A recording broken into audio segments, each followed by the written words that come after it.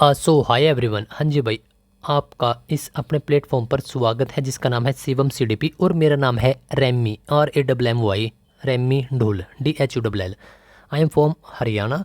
और भाई सीडीपी को हमने टारगेट कर रखा है 30 में से 30 हम लेकर आते हैं, आएंगे। सैकड़ों स्टूडेंट पहले भी लेकर आए हैं भाई, ठीक है। देखो, कोई कोर्स खरीदने की कोई ज़रूरत नहीं, कोई किताब खरीदने की कोई ज़रूरत नहीं है, ना कोई डरने की ज़रूरत है कि सर मेरे तो सीडीपी में ज़्यादा नंबर बन ही नहीं रहे, मैं तो 15-20 के बीच ही रहती हूँ या फिर रहता हूँ। तो भाई आपके 30 में से 30 आएंगे, 29 नहीं, 30 आउट ऑफ 30। बस थोड़ी सी मेहनत करनी पड़ेगी यार आपको, ठीक है। तो चलो भाई, आज उसी कड़ी में साहब हम बात करें इवान पेट्रोविच पावलोव। ये व्यक्ति है कौन? ये सारे के सारे आपको मैं साइकोलॉजिस्ट करा रहा हूँ भाई, ठीक है। आपको मनोवैज्ञानिक करवा रहा हूँ, ठीक है। और ये आपका देखो साइकोलॉजिस्ट, ये कहाँ से थे? अच्छा देखो, इसमें आ गया पावलोव। बस इस वर्ड को पकड़ लो भाई। देखो, पावलोव पा से स्टार्ट है, मैंने ये बना दिया भाई पालतू। पालतू क्या? पालतू तो अपना डॉगी होता है। तो इसने डॉगी के ऊपर एक्सपेरिमेंट किया है, नंबर एक बात। नंबर दूसरा, इस पाव को पकड़ लो। पाव से हमने बना दिया पाँव। और भाई जो क्लासिकल म्यूजिक होता है ना, जो शास्त्रीय संगीत होता है, जो कि बंदिशों के तहत राग, ठीक है, सारी चीज़ों के तहत बंद कर गाया जाता है, तो उसके उस व्यक्ति के हम पाँव छूते हैं, बिल्कुल छूते हैं, ठीक है। तो भाई ये आपका बस क्लासिकल पकड़ लो कि क्लासिकल म्यूजिक से क्लासिकल आपका कंडीशनिंग, क्लासिकल वर्ड जिसने पकड़ लिया आगे तो आपका वैसे ही ध्यान हो जाएगा, ठीक है साहब। तो आपका क्लासिकल कंडीशनिंग थ्योरी इस व्यक्ति ने दी है। अगर आप क्लासिकल म्यूजिक सीखने जा रहे हो 2 4 5 साल से, नहीं कुछ सीख पाए, तो वो बंदा आपसे रूठ जाएगा। तो ये रूस से थे भाई। तो 4 5 चीज़ें याद करवाई हैं, ऐसे ही आपने याद रखने हैं, क्योंकि बहुत सारे मनोवैज्ञानिक हैं, साइकोलॉजिस्ट हैं, तो आपको वैसे आप भूल जाओगे, आपको याद नहीं हो पाएगा। एक चीज़ जो देखो, यह वह व्यक्ति है जिसको सबसे पहले साइकोलॉजिस्टों में सबसे पहले नोबेल पुरस्कार दिया गया था। 1904 की बात है, और पाचन क्रिया पर शोध करने के लिए दिया गया था। बस ये बात ध्यान रख लेनी है, ठीक है। फादर ऑफ कंडीशनिंग, कंडीशनिंग का मतलब है कि संबंध या फिर अनुबंध, यहाँ पर हम सीडीपी में बोलते हैं, तो इसका फादर बोला, इसको फादर बोला जाता है। क्लासिकल म्यूजिक आ गया, तो क्लासिकल कंडीशनिंग थ्योरी इसका नाम है। एस टाइप की इसको थ्योरी बोला जाता है। ये काफ़ी इंपॉर्टेंट है, ये ट्रिक नहीं बनाओगे भाई, आप याद रखोगे। अगर ट्रिक बनाओगे तो शास्त्रीय को यदि मैं बोल दूँगी भाई जस्ट इंग्लिश में लिखो, इसको कैसे लिखोगे? SHA, शास्त्रीय, तो एस टाइप, ठीक है। क्लासिकल से वहाँ से आप याद रख सकते हो। शास्त्रीय आ गया तो शास्त्रीय, इसमें भी मतलब क्लासिकल है, ये तो आपका आ गया, ठीक है। तो इसके अन्य नाम है, देखो इसने कुत्ते के ऊपर प्रयोग किया है। अब इसमें आपकी 3 चीज़ काफ़ी इंपॉर्टेंट है। पहले तो एक बार जो ये इसने वो किया है एक्सपेरिमेंट, वो बता देता हूँ भाई। एक कुत्ता है, इसने एक कुत्ते को एक बॉक्स के अंदर, मतलब जो कुत्ते का घर होता है, पिंजरा जो भी वो आप बोल लो, वहाँ पर इसने रख रखा था। अब ये इसके घर से हर एक दिन आता था और भाई इसको भोजन दे देता था, ठीक है। जैसे ही यह भोजन देता था तो कुत्ते के मुंह से कुछ दिन के बाद लार टपकना शुरू हो गई भोजन को देखकर, ठीक है साहब।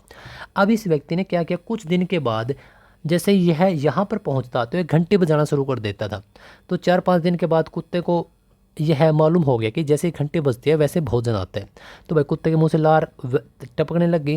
लेकिन एक दिन इसने क्या किया, ये भोजन लेकर ही नहीं आया, खाली यहाँ पर आकर घंटे बजा दी। तब इसने क्या देखा कि कुत्ते के मुंह से लार टपक रही है, ठीक है, सलाइवा टपक रहा है, ठीक है भाई। तो बस ये 3 चीज़ें, अगर स्टार्टिंग में ये भोजन को देखकर भाई लार टपकाए, वो तो स्वाभाविक सी बात है, इसको हमने बोल दिया स्वाभाविक उद्दीपक।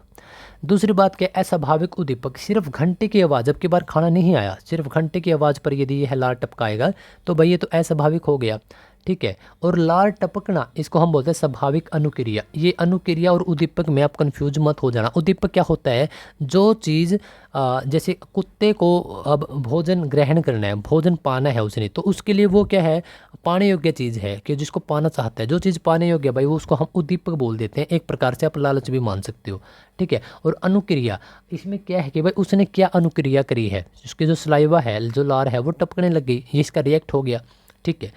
निष्कर्ष क्या निकलता है, ध्यान देना, कि कुत्ते ने घंटे की आवाज़, जो कि अस्वाभाविक उद्दीपक है, घंटे की आवाज़ तो अस्वाभाविक है, उसको देखकर जब लार टपकाता है तो उसके साथ अनुबंधन या कंडीशनिंग स्थापित कर लिया। इसे ही हम अनुकूलित अनुक्रिया कहते हैं। यह एक नया वर्ड है भाई, अनुकूलित अनुक्रिया। ये थी आपकी स्वाभाविक अनुक्रिया, ठीक है। छोटे छोटे इसमें टर्म्स है, कंफ्यूज मत हो जाना। 3 4 टर्म आई अब तक।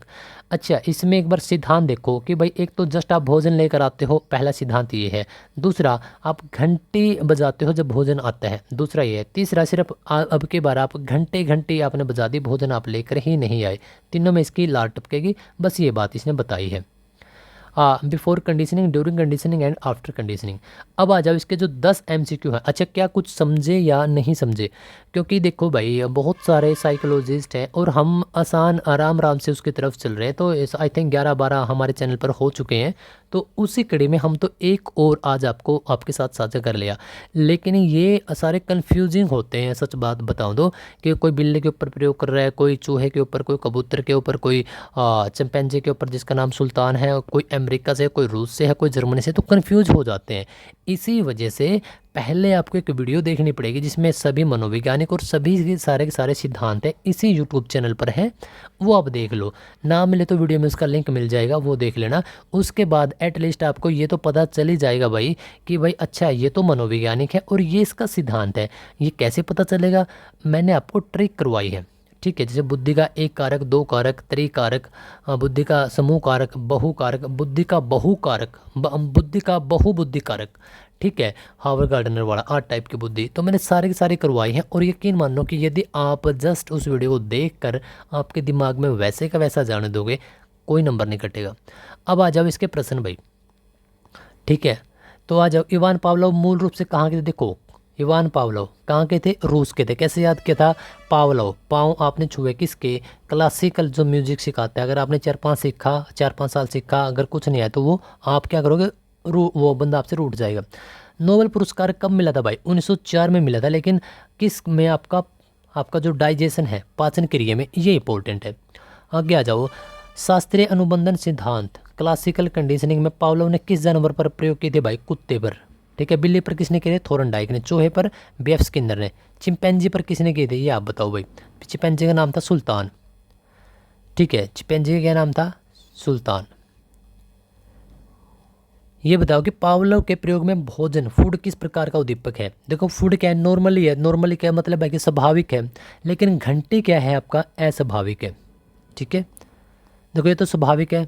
पावलोव के सिद्धांत के अनुसार केवल घंटी, यदि केवल घंटी आए तो भाई आपका अस्वाभाविक, ठीक है। और ये कौन सा हिसाब आपका? अच्छा देखो, केवल घंटी आ जाए तो अस्वाभाविक अनुक्रिया। लेकिन इसने क्या बोल दिया आगे कि भाई केवल घंटी की आवाज़ पर कुत्ते के द्वारा लार टपकाने की क्रिया, तो भाई क्रिया कौन सी हिसाब आपकी? ये अनुकूलित या अनुबंधित अनुक्रिया, ठीक है। मनोविज्ञान में अनुबंध का जन्म, फादर ऑफ कंडीशनिंग किसको कहा जाता है? कंडीशनिंग आया, क्लासिकल आया, आप किसके साथ चले जाओगे? इवान पावलोव के साथ आप चले जाओगे। चलिए भाई आगे आ जाओ।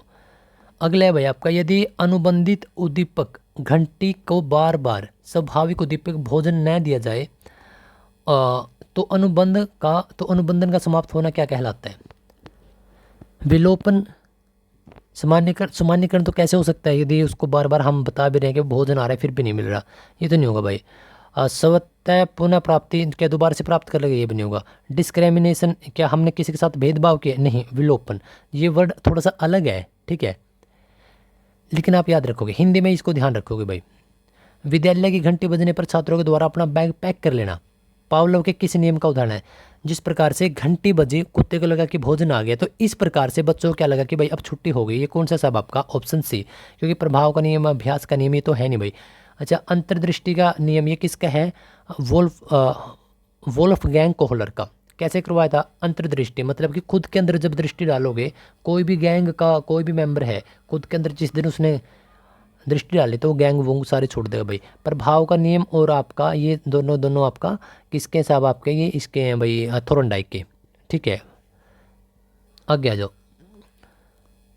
अब पावलोव का जो, अच्छा ये बताओ भाई किस टाइप की थ्योरी थी? एस टाइप की थ्योरी थी। ये आपने याद रखना है भाई, ठीक है। और इसके लिए कोई थ्योरी ट्रिक नहीं बनाएंगे भाई। बच्चों में अच्छी आदतों का निर्माण करने और उनके मन से डर या भय दूर करने के लिए कौन सा अधिगम सिद्धांत सबसे उपयोगी है? प्रयास एवं त्रुटि हो सकता है, बिल्कुल ठीक है भाई। क्रिया प्रस्तुत नहीं भाई, सूझ नहीं भाई, तो ये है साहब आपका ऑप्शन बी, बिल्कुल ठीक है, ठीक है, ठीक है भाई। तो चलो साहब 10 मिनट में भैया आपने आज क्या क्या किया है कि आपका पूरा थ्योरी देखी है, फिर आपके क्वेश्चन देखे हैं, ट्रिक भी बताइए, फैक्ट भी बताइए। देखो, वीडियो को अब हम समाप्त कर रहे हैं। बस मैं आपसे यही चाहता हूँ, एक ही छोटी सी गुजारिश है कि भाई वीडियो को लाइक ज़रूर करिएगा। जितना आप ज़्यादा लाइक करेंगे यूट्यूब समझ जाएगा कि भाई हाँ, ये जो ये टीचर है, जो लड़का है भाई, ये हरियाणा वाला रेमी ढोल सही पढ़ा रहा है। और देखो मेरा एक ही मोटिव है कि भाई कोई बिहार का बच्चा है, कोई यूपी का बच्चा है, इनफैक्ट हरियाणा, दिल्ली, कहीं से भी हो, अगर उसका आर्थिक बजट इतना नहीं है कि कोर्स कर पाए या फिर कोचिंग जा पाए, तो घर बैठकर फ्री में टेट निकलवा तो रहा हूँ भाई। इसी वजह से तो चैनल बनाया, सिर्फ सीडीपी ही है और इस पर मैं दिन रात काम कर रहा हूँ। इसी वजह से मुझे आई डोंट नो कि भाई आप इस वीडियो को कब देखोगे, मुझे सच में नहीं पता।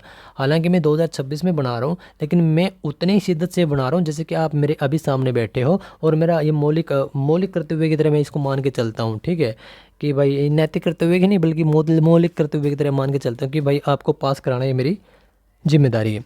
तो भाई जो भी नए दोस्त हैं बस सब्सक्राइब करके मेरा साथ ज़रूर बढ़ाइएगा और लाइक भी ज़रूर करिएगा। शेयर एक कर दीजिएगा, ज़्यादा नहीं कर पाओ तो सिर्फ एक, लेकिन उस इंसान तक जिसको आप देखना चाहते हैं कि आपके बार तो इसका टेट पास हो जाए। पास नहीं भाई, बल्कि ज़्यादा नंबर लेके आओगे, ठीक है।